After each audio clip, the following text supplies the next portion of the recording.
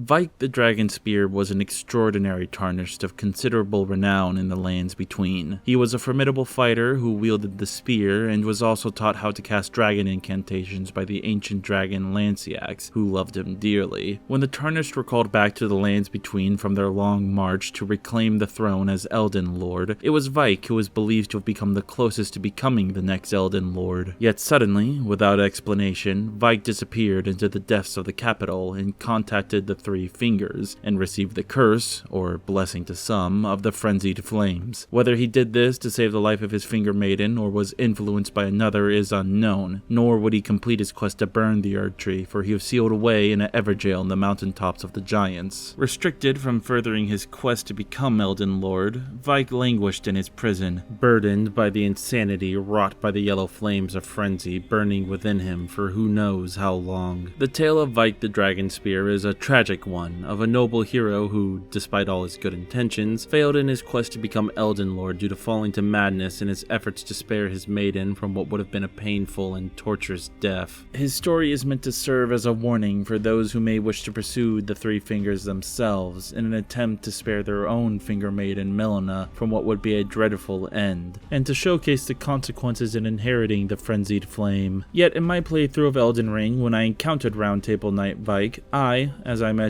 many who are playing the game for the very first time, had only this reaction upon meeting this supposed heroic figure. Who? Now, I don't mean to disrespect the writing of Vyke's story. In fact, I consider it to be one of my favorite Elden Ring narratives, nor do I take issue with how it is told. Personally, I find FromSoft's way of telling stories through item descriptions to be a unique and engaging way of weaving narratives into gameplay. See, the thing about Vyke is that he embodies one of my favorite Souls series archetype, the fallen hero, a character who is acclaimed for their chivalrous ideals and deeds, who sadly succumbs to greater malevolent forces and becomes a twisted, almost bestial version of themselves, yet still manages to retain some semblance of the noble values they once held. The two best examples that fit this archetype perfectly are Artorias the Abyss Walker in Dark Souls, and Ludwig the Holy Blade in Bloodborne. And while I do love Vyke's story, I can't help but feel that he falls short in comparison to previous characters of the same archetype, due to lacking any presence in the world and how Elden Ring's open world design makes it incredibly difficult to even experience his story unless you're going out of your way to find it, making what should have been a tragic story about the Elden Lord who never was into another forgettable mini-boss who was shoved into the same crappy space you'd find other insignificant mini-bosses like Adon, Bulls, and Godefroy. Fucking Godefroy. When you look at how both Artorias and Ludwig were treated in their respective games, it just feels downright insulting how pitifully little Vyke was given in comparison. Artorias was one of the 4 Knights of Lord Gwyn, and an honorable hero, who is believed to have vanquished the Abyss and is referenced multiple times throughout Dark Souls. You have his sword and armor, of course, but there's also his crest and his ring, which is necessary to defeat the 4 kings. Alvina lies about Artorias to try to keep the player character away from his grave to protect Sith. The legend of Artorias art none but a fabrication. Traversing the dark. 'Tis but a fairy tale. Have thine own respect. Go not yonder knocking for nothing, I say. You can meet Sirin mourning for Artorias sometime after defeating him in the DLC, and then there is Sif, Artorias' loyal hound who fights you wielding Artorias' sword in an area completely dedicated to him. Meanwhile in Bloodborne, we have Ludwig, one of the first hunters of the Holy Church and founder of the Healing Church Hunters, who trained both his hunters and Yharnamites to combat the beast scourge plaguing Yharnam. With the guidance of the Holy Moonlight Greatsword he wielded, Ludwig led his army of hunters, who he had considered honorable Spartans, into the night to fight the beasts. Ludwig was a crucial figure in the history of Yharnam and the Hunters, and the game makes sure you know of him. He is mentioned in the Sword Hunter badge, which is dropped by one of Bloodborne's first optional bosses, the Cleric Beast. Gearman makes mention of him upon recovering the Through Meru Chalice, and Ludwig's Healing Church Hunters are mentioned across various item descriptions. And this is all before the Old Hunters DLC, where you not only meet Ludwig, but another figure, Simon the Herald, another hunter of the Healing Church who mourns for the hero Ludwig once was. A tragic figure, but he will shame himself no longer. He died with his ideals untarnished. He was a true hero, and earned that much at least.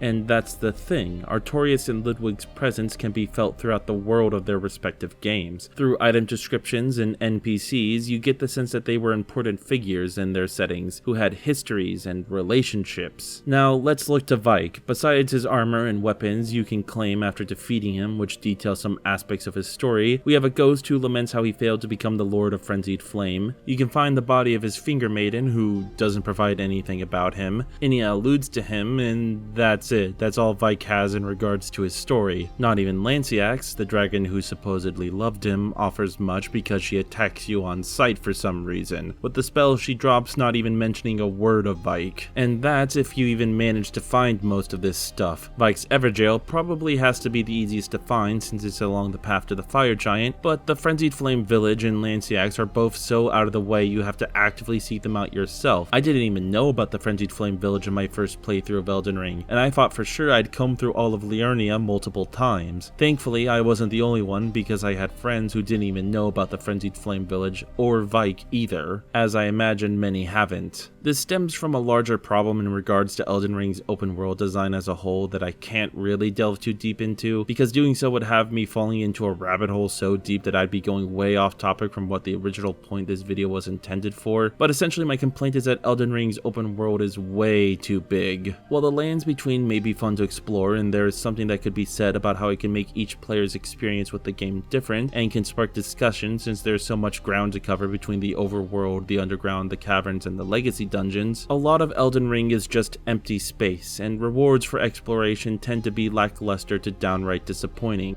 Fuck you. Trying to comb through every area, while not impossible, doesn't yield much return outside of runes, and honestly I can't imagine this was something many players did in their first playthrough, and thus many probably missed out on the one area and character that are tied to Vyke's story, and this really hampers his narrative. And this sucks because it makes one of the more important characters who ties to one of the game's unique endings into nothing more than a missable footnote, which is a shame because Elden Ring does such an amazing job with its characters both major and minor, like Radahn, Morgott, Godwyn, Millicent, Blaidd, Alexander, and Godfrey. They all have compelling and interesting stories and lore. Granted, you have to piece them together in typical FromSoft fashion, but I never minded that. But Vyke feels neglected, an afterthought, which is incredibly strange considering they put him on the box art to the fucking game. Maybe FromSoft just ran out of time. Maybe this was the best they could have done with Vyke, but personally, given what he's supposed to be and what he represents, I believe he deserved better. To have his story be known like Artorias the Abyss Walker or Ludwig the Holy Blade. A tragic tale about how even when all seems lost and hopeless, when it feels like darkness is all around you and the claws of despair are clutching your heart, you can still cling on to that little piece of yourself that makes you who you are. Out of all the stories in these games, the stories of Ludwig and Artorias are probably my favorite, and the ones I cherish the most. They're tragic, heart-wrenching tales that inspired my own writing. I simply wish they could have put that same love they had for Artorias and Ludwig into Vyke's story, to show what a great hero he was before his tragic fall, as he is now. With the way FromSoft implemented both his character and his story in the game, I can only view Vyke, this character who's meant to be a great hero, who's renowned among the Tarnished,